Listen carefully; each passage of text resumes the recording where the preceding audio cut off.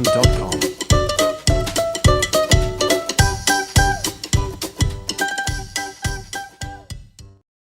Selamat siang Pak Yuda. Selamat siang Pak Yuda. Berkaitan dengan kegiatan supervisi akademik yang akan kita lakukan. Sebelum Pak Edo melaksanakan supervisi, ada beberapa hal yang ingin saya tanyakan. Boleh Pak, apa yang ditanya?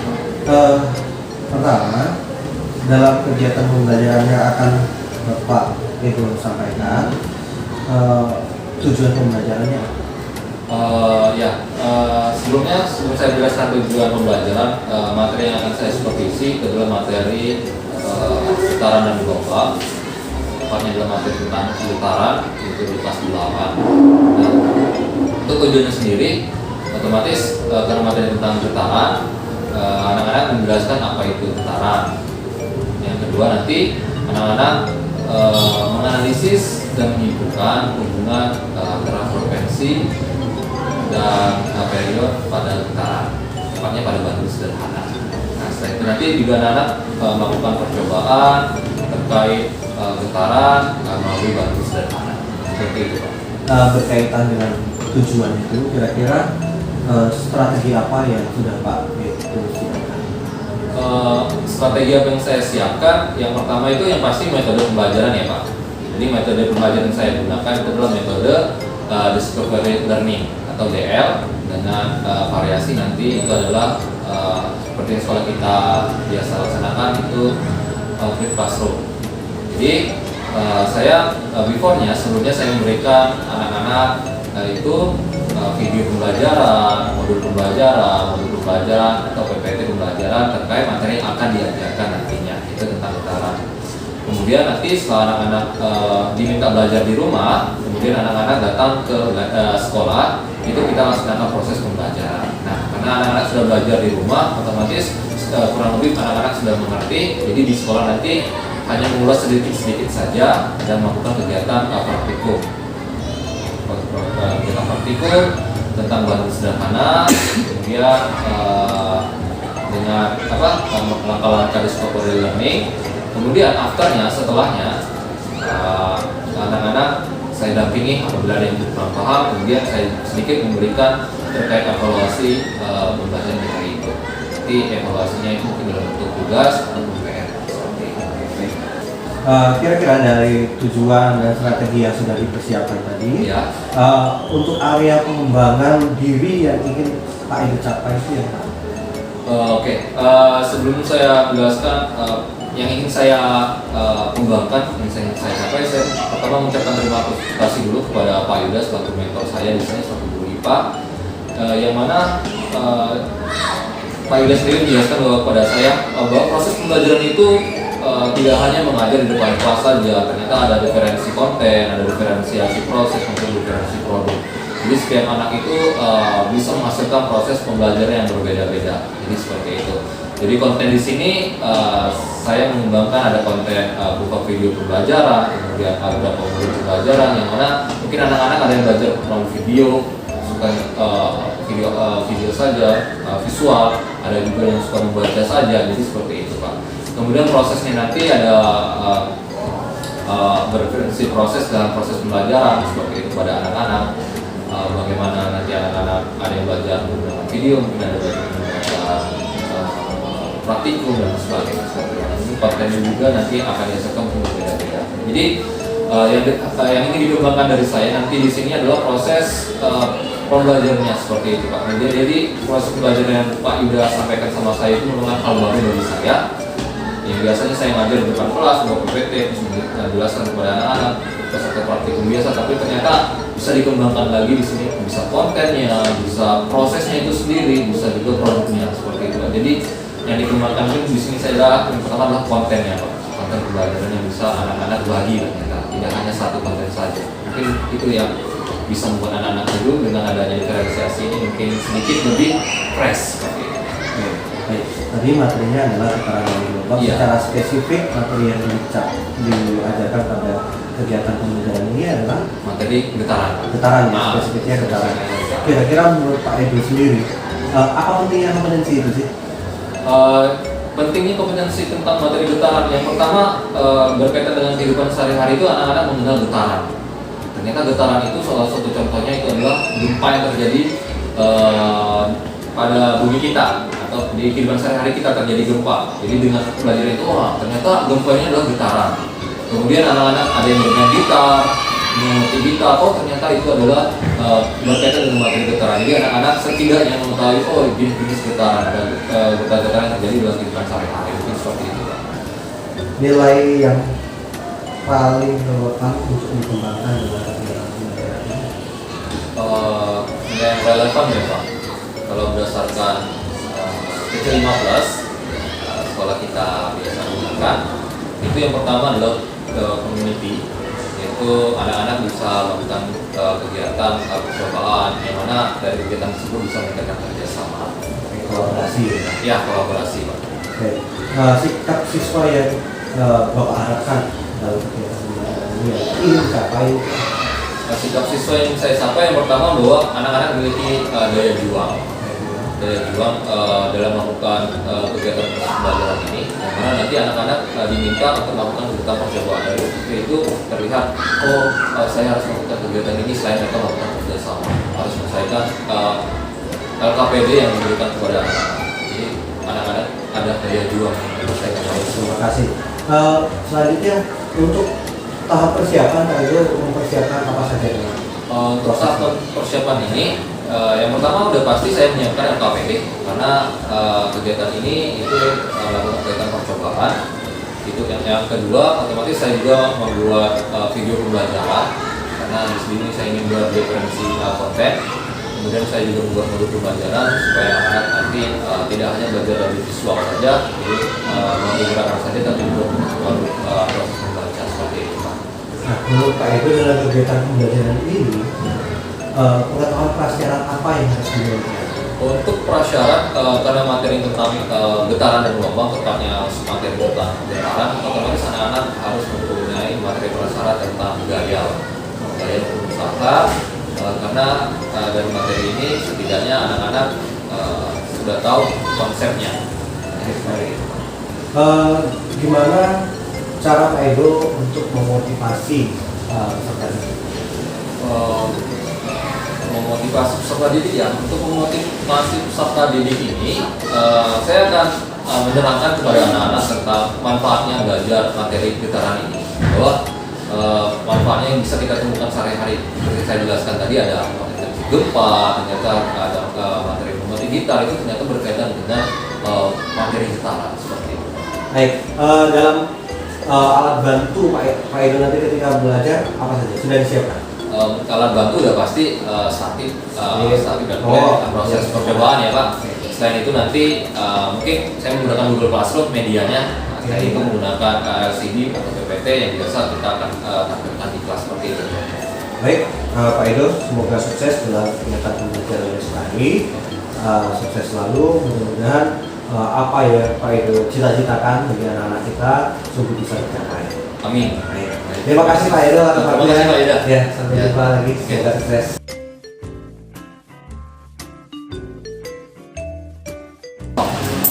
Pak Edo minta anak-anak untuk fokus hari ini karena hari juga sudah siap, ya.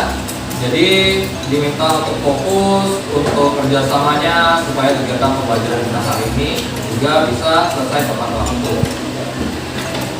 Hari ini yang tidak hadir adalah kenapa dia tidak hadir?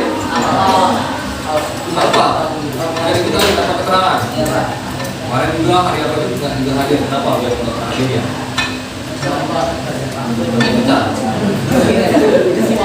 Ini kita tanyakannya sama wali kelasnya. Oke, so this day learning to English, Pak Edo ya. Jadi hari ini hari Kamis, jadi belajar lesson to English. So perhatikan gambar ini. Kalian perhatikan, ini adalah gambar ya, proses setelah terjadinya gempa. Oke, pertanyaan ya, question ya, untuk teman-teman semua. How do you feel? Apa yang kalian rasakan when ketika terjadi suatu gempa atau terjadi getaran? Oke, terjadi pertama adalah getaran. Ada lagi yang kalian rasakan? Apa Jojo? Gelombang. Ada lagi? Ketakutan. Ada lagi? Khawatir. Khawatir. Apa lagi Excel? Goyang-goyang. Ya. Jadi seperti yang kalian bilang bahwa yang kita rasakan ketika terjadinya gempa seperti yang dibilang oleh Jojo tadi, ya ada terjadinya getaran dan gelombang. Ya, terjadi getaran dan gelombang. Kemudian biasanya kalau dulu pengalaman Pak Edo ketika terjadi gelombang adanya bunyi. Dulu kebetulan Pak Edo tinggal di dekat persawahan, jadi ada bunyi gemuruh. Bunyi apa itu kira-kira ya? Itu bunyi Kelas 8 deh. Ya, bunyi gemuruh. Bunyi apa itu yang ternyata bunyi gempa? Itu adalah salah satunya ya. Jadi seperti kalian bilang adanya rasa getaran dan goyang-goyang. Itu yang kita rasakan saat terjadinya gempa. Kemudian perhatikan gambar ini. Nah, lihat gambar ini guys. Ini adalah gambar orang ketika bermain gitar. Bagaimana cara orang bermain gitar? Dipetik. Dipetik. Benar, dipetik. Ketika dipetik, apa yang terjadi pada gitar tersebut? Menghasilkan bunyi. Benar, ya, menghasilkan bunyi. Terus pada senarnya apa yang terjadi? Bergetar itu apa sih? Bergetar itu kalau kita lihat senarnya apa itu? Bergelombang. Ya, bolak-balik ya. Nah, ya. Benar. Ya, jadi ketika kita bermain gitar dengan cara dipetik, maka akan menghasilkan bunyi dengan getaran ya, dengan naik turunnya senar pada gitar tersebut. Nah, seperti yang kalian bilang bahwa hari ini kita akan belajar tentang getaran. Ya, baru setelah bab listen express. Nah, saya perhatikan dulu. Di materi ini, ya teman-teman ya, materi ini itu kompetensi dasarnya itu terdapat di KD 3.11. Yang mana ada pertemuan hari ini, ada pertemuan pertama. Nanti teman-teman bisa menjelaskan apa itu pengertian ya. Yang kedua, apa ya hubungan antara peri dan frekuensi ya, serta apa kesimpulannya ya. Kemudian nanti kita akan melakukan kegiatan percobaan terkait peristiwa getaran ini melalui proses baru sederhana alat-alatnya di depan kalian. Ya. Oke, Pak jelaskan ini dulu tentang getaran sebelum kita melakukan sedikit percobaan. Ya, jadi getaran itu apa sih Pak Edo? Perhatikan semuanya guys.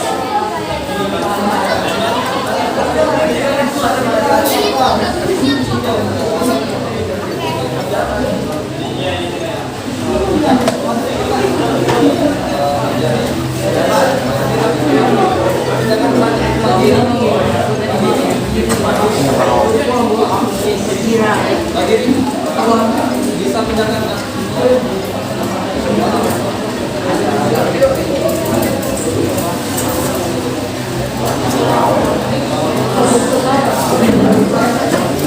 Oke, sebelum kita melakukan percobaan, saya jelaskan dulu ya supaya nanti kepalanya tidak kosong. Walaupun malam tadi sudah belajar, ada video, benar ya? Ada video, kemudian ada PPT, ada juga modul. Pada jelaskan sedikit, apa sih itu getaran? Seperti yang kalian bilang bahwa kalau kita dipetik dia bolak-balik. Nah, getaran juga seperti itu. Jadi getaran itu adalah gerak bolak-balik. Ya, kalau kita main ayunan bolak-balik kayak gitu. Jadi getarannya secara berkala, secara periodik. Nah, di mana ada macam-macam getaran, ada getaran ujung batang, ya, kemudian getaran selaras benda dan ayunan sederhana yang akan kita coba hari ini. Kemudian di getaran kita bisa menentukan jumlah getarannya. Nah, perhatikan baik-baik di sini.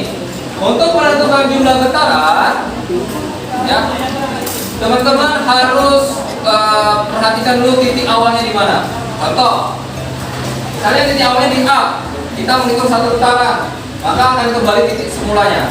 Jadi satu getaran itu dari titik A ke titik O, dari titik O ke titik B, dari B ke O lagi, dari O baru ke A lagi. Itu baru satu getaran.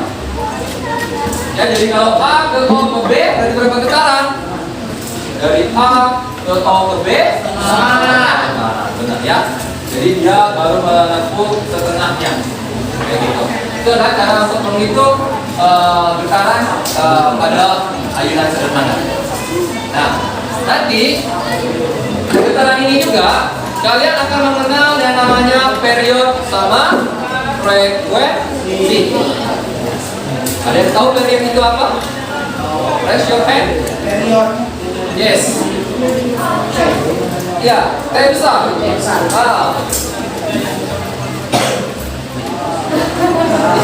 Apa Jojo? Ya, ingat Jojo?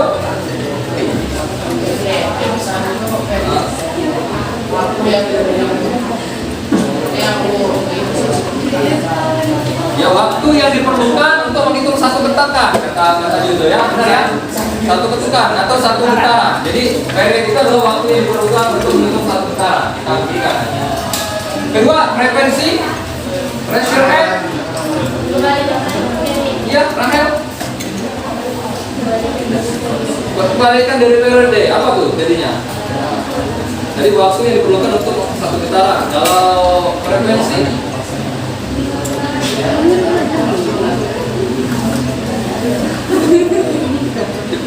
belum? Yes. Ada yang ganti? Oke, Hani. Jumlah getaran dalam satu second ya. Jadi benar ya. Jadi bisa. Jadi benar ya. Jadi period adalah waktu yang diperlukan benda untuk melakukan satu kali getaran. Ya, waktu yang diperlukan benda untuk melakukan satu kali getaran.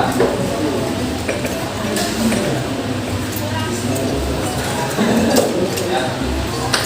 Sedangkan period adalah jumlah getaran dalam satu skor. Ya, nanti dirumuskan yaitu yang D per N atau N per T. Itu salah satu. Jadi di mana N adalah getaran, T adalah waktunya. Nah, di mana anak-anak? Ya. Apa sih manfaat kita belajar ini? Nah, apa sih manfaat belajar dengan getaran ini? Yang pasti pertama kalian tahu ya bahwa oh ternyata gempa selama ini namanya adalah getaran. Nama kerennya adalah gempa. Mungkin getaran bumi, nggak mungkin kan? Kemudian gitar dipetik itu adalah getaran. Kemudian ada jam yang berdetak teng kayak gitu, itu adalah getaran. Kemudian kalian main air-airan, itu adalah getaran. Jadi kalian tuh oh ternyata dalam kehidupan sehari-hari banyak ditemukannya getaran. Ya, jadi tahu macam-macam jenis getaran. Nah, sebelum kita melakukan percobaan, ya teman-teman, kita bagi kelompok dulu. Sudah sesuai dengan kelompoknya? Sudah? Ada yang belum? Sudah semua ya. Nah, terus nanti faedah kita dalam kelompok ini, teman-teman itu saling bekerja sama satu sama lain. Ya, harus meningkatkan collaboration. Pak El sama Ripani mungkin awalnya nggak berteman atau berteman tapi awalnya itu ada jaraknya. Dengan adanya waktu seperti ini kan kelompoknya kan majemuk, diminta untuk lebih berteman, ya. Nah, hari ini kita akan praktikum tentang ayunan sederhana. Ya, jadi teman-teman, jadi sebelum kita kalian menyiapkan media melakukan kegiatan percobaannya, jadi perhatikan video yang Pak Edo berikan terlebih dahulu.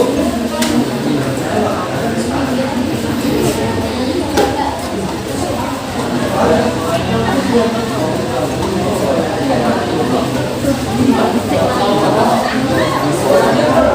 kan? Perhatikan di depan. Oke, perhatikan ya. Jadi video yang di depan pada tampilkan ini adalah untuk menjawab pertanyaan pertama, rumusan masalah yang ada di LKPD kalian. Ya. Jadi lihat di sini bahwa ada bandul sederhana, tapi apa yang berbeda di sini, guys?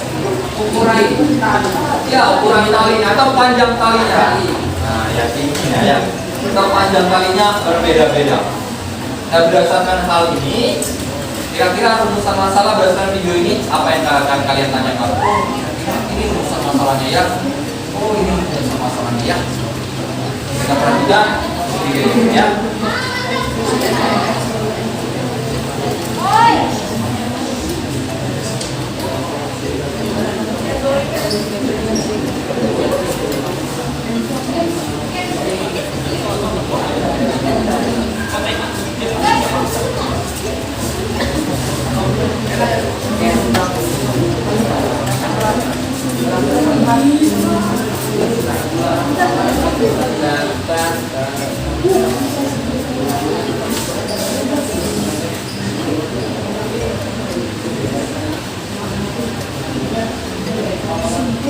Kira-kira pertanyaan apa yang ada di otak kalian? Kalian utarakan dan kalian tulis nanti sama jawabnya. Lah kok kalian sampai habis.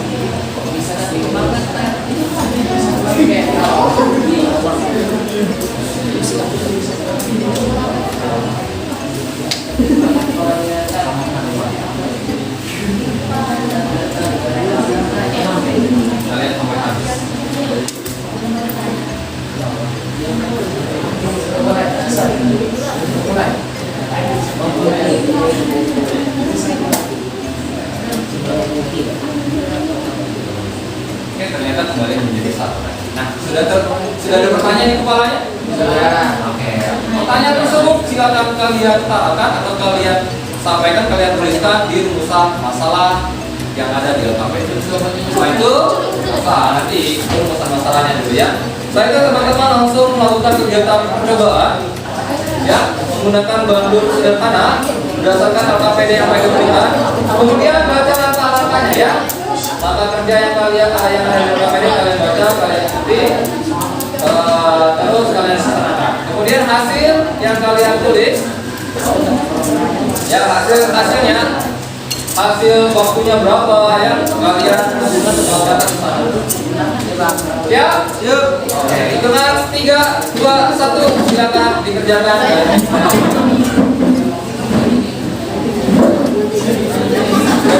Sudah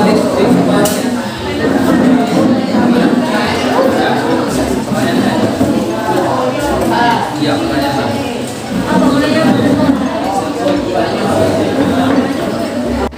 Kan di motor enggak saat ini berbeda. Tapi suatu saat kan sehingga ketika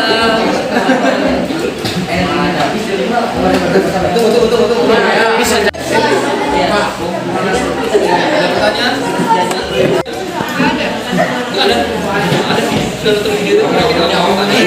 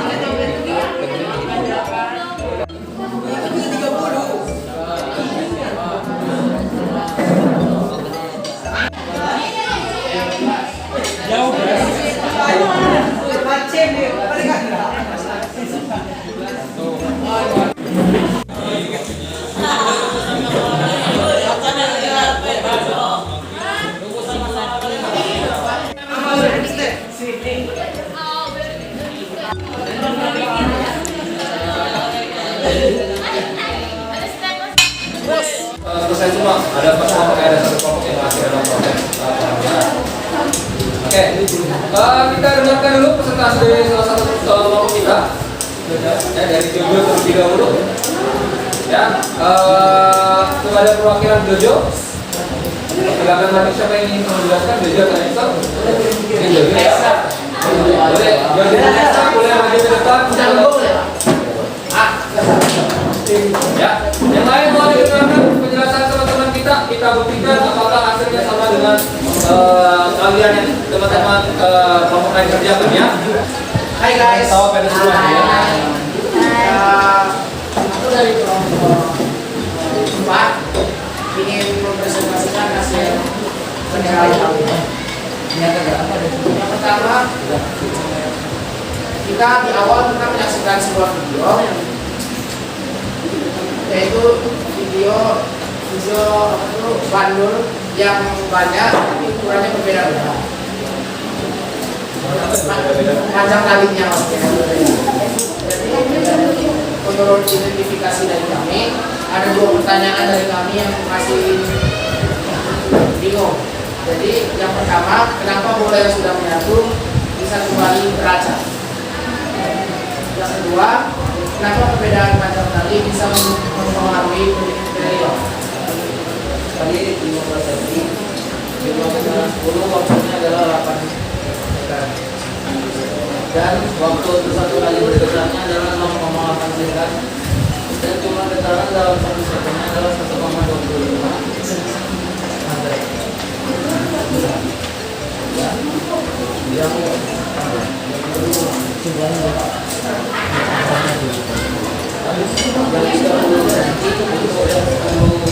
getarannya, waktu besarnya ada 13 detik dan waktu untuk satu kali bergetarnya adalah 1,3 detik. Jumlah getaran dalam satu semuanya adalah 0,76 meter. Untuk bisa lihat yang 15 sama 20 bisa lihat dari papan. Maka menjelaskan yang 10 getaran. Oke, bentar ya. Untuk kelompok lain apa?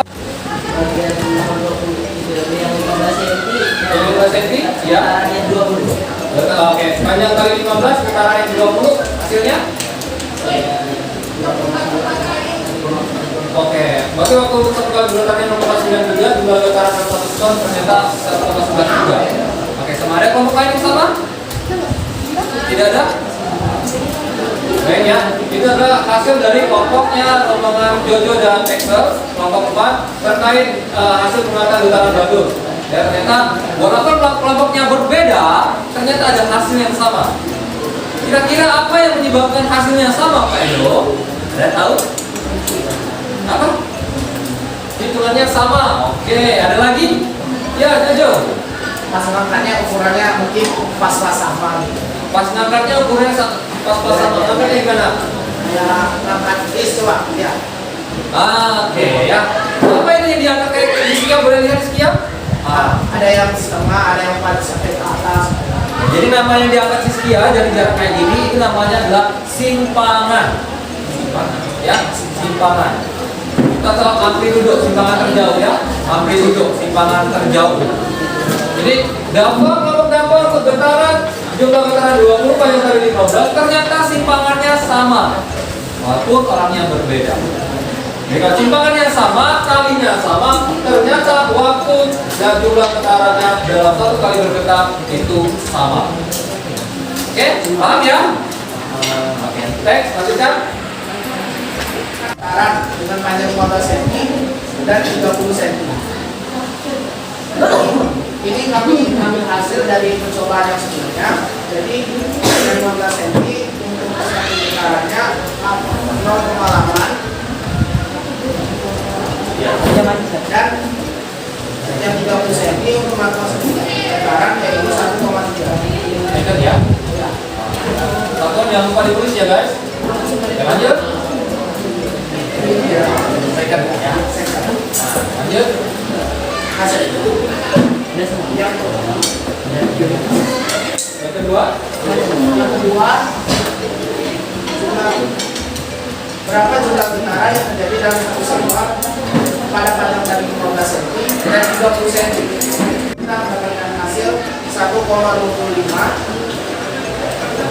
kaset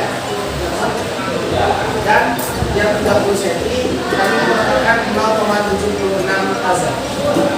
Dalam otomatis harusnya 345. Frekuensi dihasilkan dari getaran dibagi waktu dan periode. Dan periode dapat dari waktu dibagi getaran atau kebalikan dari frekuensi. Itu saja. Baik, ternyata kesimpulan yang dalam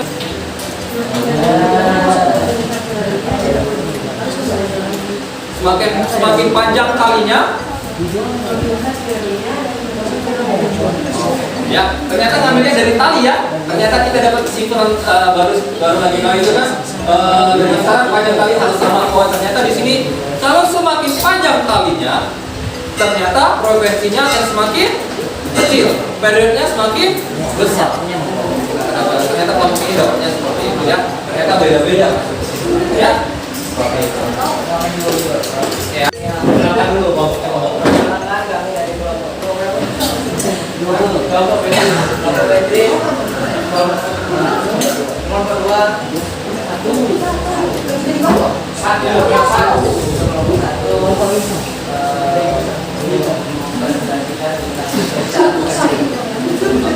baik, kita lihat mereka kegiatannya, presentasinya dari video.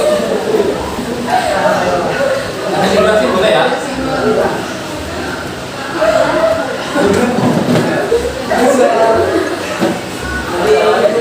Pada video yang ini kami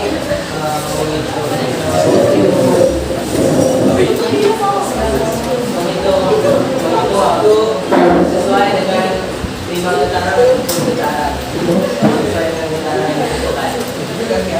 Ini bagaimana tadi?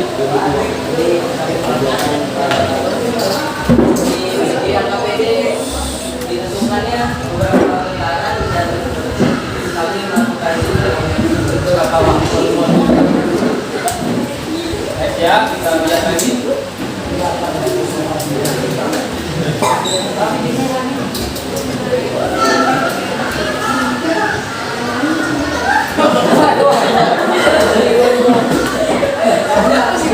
Ini sedikit berbeda karena panjang talinya yang ini 30 cm, yang tadi itu 15 cm karena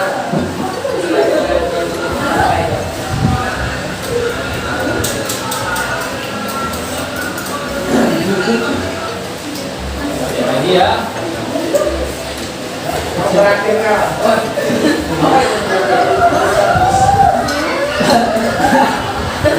ini tetap sama tetapi pada awal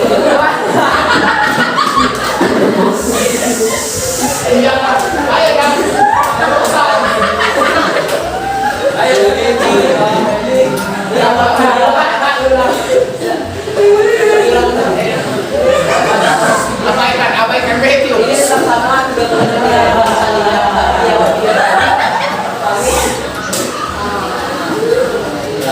kami mengukur derajatnya.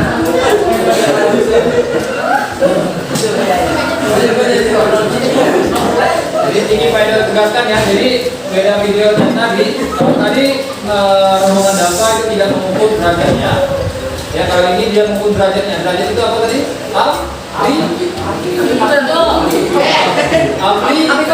Amplitudo atau sama.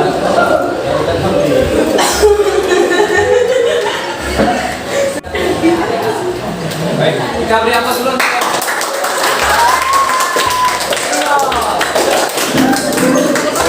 Pertama apa yang kalian dapatkan hari ini kesimpulannya? Ada yang bisa bantu Pak Edo? Tadi kesimpulan yang kita kerjakan, kesimpulan praktikum hari ini. Yang pertama, bahwa panjang tali, semakin panjang tali maka periodenya semakin panjang tali, maka periodenya waktunya akan semakin besar, maka frekuensinya akan semakin kecil. Ya, gitu ya. Jadi diingat-ingat untuk materi kesimpulan. Kemudian kalau kita kaitkan dengan karakter TC15, kira-kira selama tadi praktikum yang pertama kreativiti. Dari mana kreativitinya? Bisa dijelaskan? Video. Oh, dari video. Yang kedua, apa? Community. Nilai apa yang dapat dari community? Kerja sama. Ada lagi? Conviction. Non-fiction. Apa? Siapa yang bikin tadi selain Matthew? Nggak salah tadi. Salah tadi. Apa yang dapat daya juang ya? Ya, daya juang ya. Jadi selain dapat kalian dapat community, kerja sama, dapat juga creativity, oh video. Kemudian juga dapat nilai conviction, daya juang. Nah, pembelajaran sama Pak Edo cukup sekian hari ini. Tapi Pak Edo ada saran sebagai saran masuk besok bahwa Pak Edo akan memberikan terkait tugas. Ya, soalnya udah ada di PPT. Ya, bacakan PPT ulang tadi. Ada kan soalnya? Ada. Ya, kurang lebih ada 3 soal. Silakan dikerjakan sebagai materi perasaan ke besok masuk ke kelas. Ya, ada pertanyaan terkait materi hari ini? Tidak ada? Cukup? Oke. Terima kasih pembelajaran hari ini. Mohon maaf agak sedikit terlambat kalian pulang. Pak Edo mohon maaf ya. Jika Pak Edo selama pembelajaran ada kata-kata yang menyakiti hati kalian, Pak Edo mohon maaf. Sama Simon ya Simon. Ya. Oke, kita pulang sama-sama. Siapa yang pimpin doa hari ini? Bahasa Inggris ya. Jika tidak pakai bahasa Inggris sampai juga aja. Jadi saja bahasa Inggris.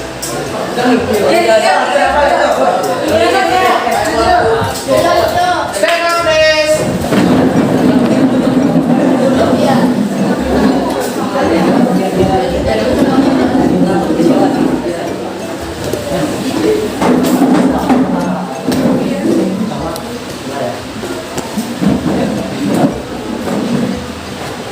Let's pray together. Name of the Father, of the Son, and of the Holy Spirit. Amen. Dear Lord and Father of all, thank you for the best from our lesson to until this afternoon. Now we may go home. Bless us until home so we can make our family back together. Amen. Hail Mary, full of grace, the Lord is with you. Blessed are you among women, and blessed is the fruit of your womb, Jesus. Holy Mary, Mother of God, pray for us sinners, now and the hour of our death. Saint Carlos Borromeus, pray for us. Mother Elizabeth, pray for us. Saint Elizabeth of the Sea, pray for us. The Heavenly Father of the Son, and of the Holy Spirit. Amen. Greeting to our teacher. Goodbye, sir. Thank you, sir. Bye.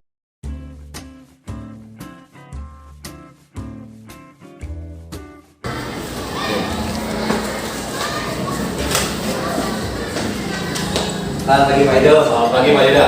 Selamat sudah mencoba melakukan pembelajaran diferensiasi dan pembelajaran sosial. Iya. Gimana Pak Edo? Perasaan Pak Edo setelah melakukan pembelajaran itu? Perasaannya pertama ini adalah pengalaman bagi saya pertama kali ya Pak melakukan proses pembelajaran secara diferensiasi dan KST. Itu merupakan pengalaman baru. Sehingga pas belajar itu ya sedikit agak kaku karena dalam pengalaman pertama mungkin ada beberapa yang lewat atau ada beberapa yang agak kurang seperti itu Pak. Dari misalnya 1 yang paling rendah, 100 paling tinggi ya kita lakukan 1 sampai 4. Kira-kira Pak Edo sudah berapa persen? Kesuksesan ya Pak. Kalau ditanya 8 nggak mungkin. Kalau 6 sampai 7 mungkin Pak. Sedikit pede lah saya. 6 sampai 7 pede. 7 sedikit pede saya. 7 ya kira-kira ya. Jadi secara garis besar sudah berhasil. Ya, saya besar. Apakah sudah sesuai dengan rencana yang Pak Edo siapkan? Kalau sudah sesuai dengan rencana, kalau RPP berdasarkan langkah-langkah yang tertulis iya. Tapi pas pelaksanaannya banyak ketinggalan Pak. Jujur banyak ketinggalan. Kira-kira kenapa Pak? Ya yang pertama ya karena ini pengalaman baru ya Pak. Jadi banyak yang kelupaan. Jadi seperti itu tidak sesuai dengan rumus.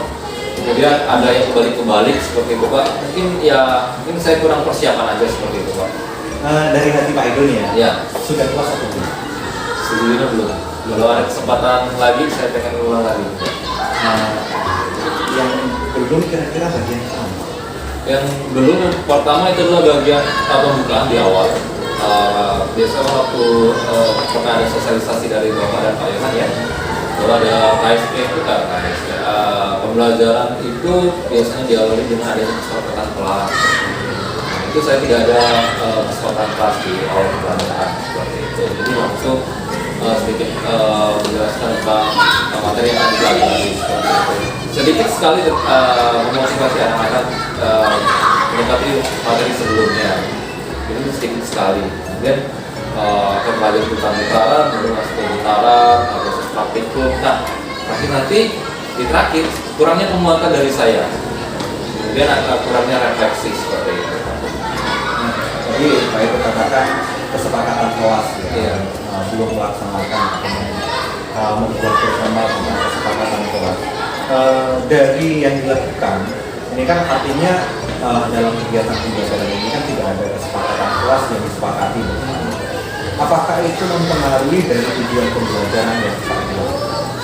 Kalau mempengaruhi tujuan besar umum tidak Pak, tapi dalam proses pembelajarannya itu sangat mempengaruhi. Ketika dalam proses kegiatan inti, karena tidak ada kesepakatan kelas, jadi anak-anak terkadang ya sibuk sendiri, ya. Padahal yang diminta kerjaan apa, kadang anak-anak ada beberapa kerjaan, ada kerjaan yang lain seperti itu, tidak fokus terhadap kerjaannya seperti itu Pak. Jadi harus ekstra lebih keras untuk proses kegiatannya seperti itu. Rencana Pak Ido ke depan tentang kesepakatan kelas ini? Otomatis saya melaksanakan kesepakatan kelas ini itu tidak hanya di awal tahun ajaran, tapi mengingatkan setiap awal pembelajaran itu selalu saya sampaikan supaya anak-anak mengingat bahwa kelas kita belajar hari ini seperti apa, hari ini seperti apa, supaya nanti lebih teratur waktu kegiatan pembelajaran. Jadi artinya kesepakatan kelas ini penting gitu ya Pak? Sangat-sangat penting Pak. Oke, baik. Dalam kegiatan pembelajaran ini kemarin Pak Ido lakukan bersama siswa kita, Pak Ido menemukan apa kesulitan siswa selama mengikuti pembelajaran? Kesulitan siswa ya Pak. Kalau kesulitan siswa saat proses pembelajaran, yang pertama ketika melakukan kegiatan praktikumnya, ya anak-anak itu ada yang fokus sendiri, ada yang tidak. Jadi pembagian tugasnya itu masih ada yang sudah teratur, ada yang kelompok yang tidak. Jadi pembagian tugasnya itu ada yang tidak teratur seperti itu. Jadi harus dibingung sama guru. Kemudian ketika proses melakukan kegiatannya, proses kan perhitungan tuh. Jadi anak-anak sedikit bingung ketika menghitung angka-angka koma seperti itu ya. Berarti seharusnya gimana Pak Ido? Kalau siswa kan kesulitan dalam menghitung ya, kira-kira gimana solusinya? Solusinya kalau dari saya ya Pak, mungkin anak-anak lebih diajarkan lagi untuk proses perhitungan koma-koma. Ya lebih pertama mungkin di luar jam pembelajaran seperti itu. Jadi diberi anak-anak bagi yang tidak tahu atau yang kesulitan untuk menghitung perkomaan, dia tetap mencoba kita belajar sama-sama. Apakah ada solusi lain kira-kira? Selain tentu kan di dalam satu kelompok itu kan ada yang kemampuan literasinya bagus, ada yang kemampuan numerasinya bagus. Iya. Ya. Nah, mereka kan bekerja di dalam kelompok. Apakah ada solusi lain yang mungkin bisa dilakukan untuk mengatasi masalah perhitungan koma ya di SPIS ini? Jadi kalau untuk itu mungkin solusi lain dari saya Pak. Selain dari gurunya, anak-anak berbuat takut ya belajar sama guru kadang gitu ya. Jadi mereka belajar ke teman sejawatnya itu lah. Makanya ada beberapa teman sejawat yang mungkin saya tunjuk sebagai mentor misalnya. Ya, mereka dapat belajar sama dia seperti itu. Saya pernah ya Pak itu yang alami ketika anak menghitung. Itu kan ketika komanya nggak habis-habis itu kan bingung. Ini gimana Pak? Komanya banyak sekali. Nah, mungkin kira-kira solusi kita sebagai guru ya pada saat itu real time saat itu, kira-kira apa sih yang bisa kita lakukan? Kalau saat itu ya Pak, seandainya terjadi kasus seperti itu, kita menjelaskan ke anak-anak kayak gitu. Pemberhentiannya misalnya 2 belakang di koma saja sudah cukup seperti itu. 1 koma belakang sudah cukup. 5 kalimat ke atas bisa dibelakang 25. Ini sistem pembulatan berarti bisa ya. Jadi pada dasarnya bisa dilakukan pada anak. Nah, itu kan yang jadi kesulitan. siswa ya, kesulitan siswa yang Bapak alami ketika melakukan pembelajaran itu. Nah, ketika pembelajaran itu Bapak menyusun kegiatan pembelajaran before, during, and after. Nah, bagaimana kira-kira dalam proses before, during, and after itu mempengaruhi semangat siswa? Kira-kira bagaimana? Oke, sebelum saya jelaskan sedikit before ya Pak ya. Jadi before itu sebelumnya saya memberikan materi ya, dan beberapa pertanyaan di Google Classroom supaya membangkitkan siswa untuk ya belajar menjawab pertanyaan dengan media yang saya berikan. Medianya itu saya berupa PPT, kemudian ada pembimbing juga, kemudian ada video. Sekarang mau pilih yang mana nih? Senyaman mereka. Kemudian masuk ke kelas, selama daring proses pembelajaran. Jadi selama proses pembelajaran itu anak-anak melakukan proses pembelajaran seperti biasa di kelas. Ya, kemudian di kelas, kemudian di kelas hard outcome-nya itu baru penilaian biasa seperti itu Pak. Jadi apa pertanyaan Bapak tadi? Ulangi Pak. Kesulitan siswa kesulitan ya. proses mengikuti proses flip learning ya. Kesulitan yang pertama itu kalau tahap before kita tidak tahu siswa itu belajar atau tidak kan? Jadi siswa itu diminta untuk belajar secara mandiri Pak. Secara mandiri. Jadi hanya dari video, hanya dari modul. Jadi ketika siswa belajar di sana tidak tahu pengen nanya sama siapa nggak tahu. Nah itu tentang siswa menurut saya ya Pak. Yang kedua ketika pembelajaran di kelas ya ada siswa tersebut lebih sering kadang teman yang ngerjain dia tidak fokus. Kayak gitu. Jadi dia tidak fokus dalam proses pembelajaran. Jadi hanya melihat saja, kemudian hanya itu dikit saja. Jadi tidak ikut berpartisipasi secara menyeluruh dalam kelompok tersebut. Kayak ya istilahnya sekarang itu kadang ada numpang nama saja. Seperti itu. Jadi itu yang dialami itu mungkin kesulitan siswa. Baik Pak. Pada dasarnya saya sangat senang mengikuti kegiatan pembelajaran Bapak kemarin sungguh asik. Nah, tapi tadi ketika Bapak menjelaskan di before itu kita Bapak mengatakan bahwa Bapak nggak tahu anak itu belajar atau tidak. Nah, kira-kira menurut Bapak nih, gimana cara kita sebagai guru untuk mengetahui anak ini belajar di rumah atau enggak? Kalau kemarin saya mencoba tadi saya jelaskan, tadi saya membuat pertanyaan. Tapi pertanyaan tersebut tidak saya minta dikumpulkan. Jadi anak-anak coba jawab pertanyaan ini ya. Anak-anak besok Pak Edo tanya di kelas ya. Jadi pertanyaan ini coba kalian cari jawabannya apa melalui media yang saya berikan. Tapi saya hanya menanyakan soal-soal yang saya tanyakan itu di kelas. Tanpa saya minta bagaimana ya bukti kalian ngerjain ya. Nah seperti itu Pak. Solusinya mungkin ya anak-anak mengumpulkan dari pretest ya Pak, jenis pretest yang di rumah itu supaya bukti mereka benar-benar belajar secara mandiri. Nah, sekarang itu kan kayaknya banyak ya fasilitas quiz online di Google Classroom.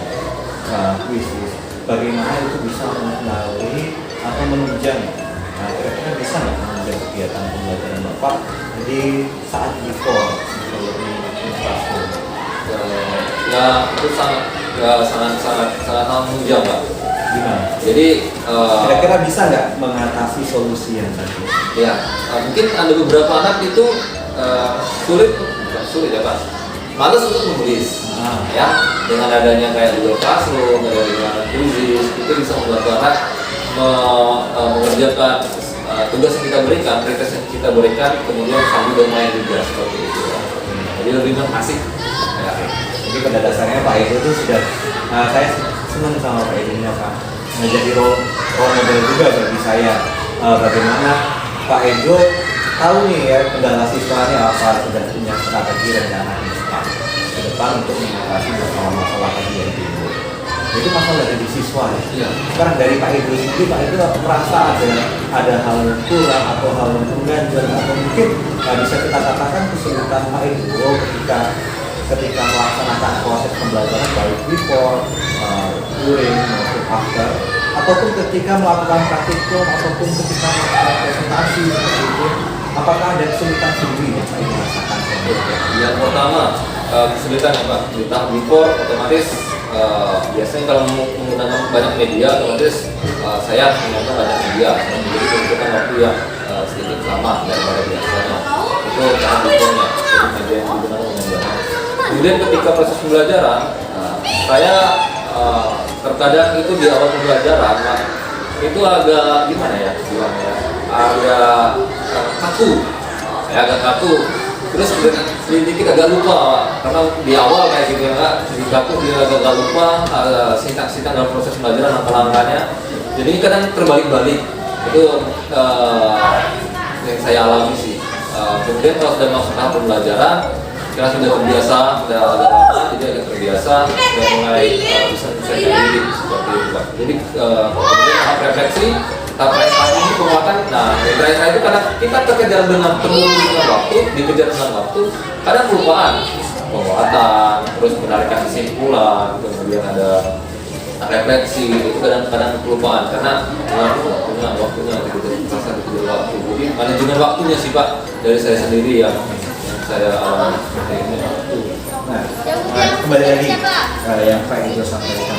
Nah, kira-kira kesulitan yang tadi kita sampaikan itu menjadi kendala atau tidak seperti contohnya di awal Pak Edo mengatakan bahwa saya merasa ada kesulitan dalam mencari pekerjaan yang berdasarkan ya, tunjang ketika di pos.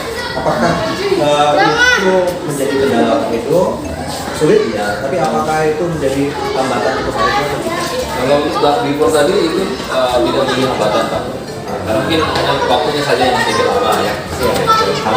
Ada hati ya, ada hati untuk kita mempersiapkan anak-anak. Tadi saya menarik ketika Pak Edo mengatakan agar aku di awal sering lupa di awal, sintaknya lupa gitu ya. Tapi di pertengahan sudah ingat kembali, sudah menyesuaikan. Nah, sekarang yang menjadi pertanyaan saya sendiri Pak, kira-kira ketika ada takdir apa, tentu kita harus butuh persiapan. Nah, untuk mengatasi kekakuan atau manajemen waktu yang Pak Edo sampaikan tadi, kemudian lupa akan sintaks proses pembelajaran itu kira-kira gimana? Yang pertama mungkin menurut saya Pak ya, kita harus relax terlebih dahulu. Jadi mungkin anak-anak juga pertama masuk ya, butuh kadang butuh istirahat, butuh jam tenang kayak gitu. Mungkin bersama dengan peserta didik siswa ini kita ajak untuk ya lebih sejenak ya sama aktivitas kita beri waktu 5 menit atau 2 menit, kita bernafas sedalam-dalamnya, kemudian kita tenang kayak gitu, kita tenang supaya mereka diri kita stop dulu semua kegiatan, kita fokus ke diri kita masing-masing seperti itu ya. Baik, terima kasih Pak Edo. Kira-kira ini kan sudah akhir ya artinya pembicaraan kita sudah lagi akan berakhir. Nah, sebelum kita tarik kesimpulan dalam hal kegiatan pembelajaran yang sudah Edo lakukan, kira-kira apa nih yang harus ditingkatkan lagi?